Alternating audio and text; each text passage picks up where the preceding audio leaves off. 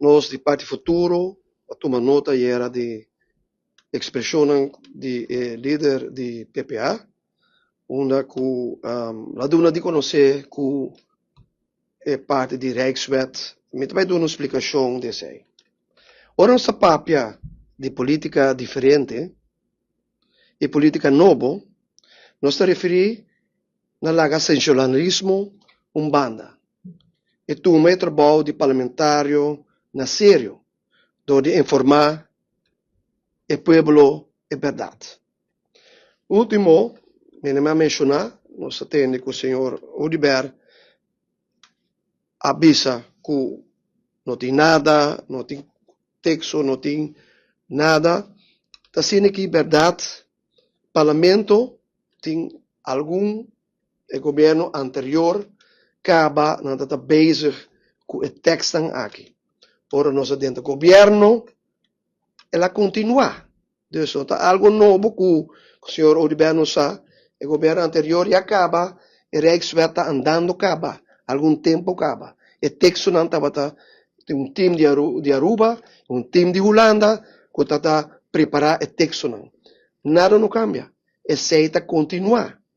E esse aí, tudo o texto aqui me se vai evoluir, e o conceito está na direção constitucionele zaken en wetgeving na Holanda, depois com Aruba, e Holanda entregando input. Dus é lógico que Aruba tem seu standpunt, Holanda tem seu standpunt, e assim que nós temos na outro. Dia 10 de junho, algum dia, também tem uma reunião na Holanda com os staatssecretários. Na onda, de caso aqui, premier, waarnemend premier, vice-premier e ministro de Finanças, lo bij Holanda, e sinta com os staatssecretários e debatir riba e documento aqui, e o documento aqui também me vai ter a Câmara, logicamente.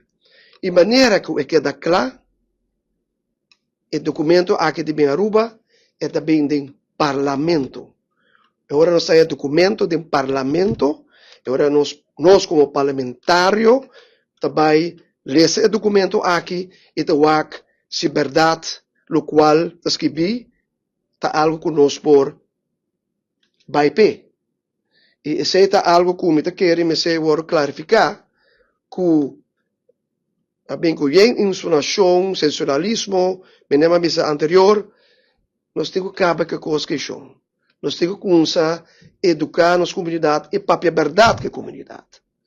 E isso aqui, me quero que está no nosso lugar para nós de futuro seguro, pôr aqui straight, e me quero que o senhor Otmar Odibert, em várias ocasiões, do parlamento, é ponto que aguardo discutir, e essa marcha bom, de caso aqui, com zaken trabalhando, e para bem com tanto sensacionalismo agora aqui, me quero estar no nosso lugar. Ja? Nós temos que unir o povo, Shonan.